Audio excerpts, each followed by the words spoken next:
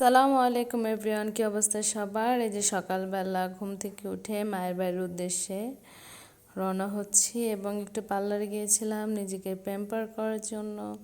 একটু ভ্রু কাটলাম এবং একটু ফেসিয়াল করলাম, যেহেতু সামনে ঈদ। তো আগেই কাজগুলো সেরে ফেললাম, কেননা শেষ টাইমে অনেক বেশি ভিড় থাকে আর আমার ভালো লাগে না। তারপর দুই বোন মিলে অনেকক্ষণ ঘুরলাম ফিরলাম, দেন আমরা চলে গেলাম ছোটো খালার বাসায়। তো সেখানে যে হালকা পাতলা একটু নাস্তা করলাম। অন্থন এবং স্যুপ ঘরে তৈরি করা হয়েছিল, যদিও আমাদের পেট পুরো ফুল ছিল, যেহেতু আমরা চটপটি খেয়েছি, বাহিরে হালকা পাতলা নাস্তা করেছি, তারপরেও মানল না, খেলাম। দেন পরের দিন আমি আমার বাসায় চলে আসলাম, এই যে শপিং করে, ঈদ শপিং করে। দেন ইফতারিতে আমার হাজব্যান্ড আজকে চিকেন ফ্রাই করছিল। তার হাতের এই চিকেন ফ্রাইটা খুবই মজা হয়, আর সে আমাকে এটা ফ্রাই করে খাওয়ায়।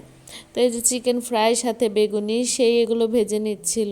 আজকে আমার ইফতারিতে কোনো আসলে কাজ করতে হয়নি, ইফতারির কাজটা আজকে সে করেছে, আমি অন্যান্য কাজগুলো করেছি।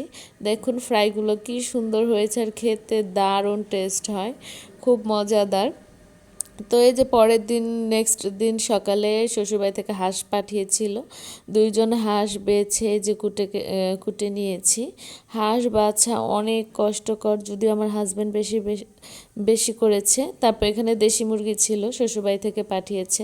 আর এই দেখুন আমার রুমের অবস্থা, মিস্ত্রি এসে ঘর পরিষ্কার তো দূরের কথা, আমার পরিষ্কার ঘরটা পুরো নোংরা করে দিয়ে গেছে। তো আমার হাজব্যান্ড সেগুলো পরিষ্কার করছিল। এবং এই যে আমি হাঁস রান্না করছি, হাঁসের মাংস কুটে বেছে নিয়ে হাঁস রান্না করছি। টাটকা জিনিস খাওয়ার আসলে স্বাদটা একটু আলাদা রকমের হয়, তাই এই যে সুন্দর করে হাঁস রান্না করলাম। আর ইফতারের আগ মুহূর্তে রান্না করব খিচুড়ি, পোলা চাল দিয়ে যে খিচুড়ি এখানে বসিয়ে দিয়েছি। আর দেখেন আমার জামাইয়ের অবস্থা, কতগুলো লাইট জ্বালিয়েছে, প্রত্যেকটা দেয়ালে দেয়ালে সে লাইট সেট করেছে। আর এখানে আমি ইফতারগুলো এনে এনে গুছাচ্ছিলাম।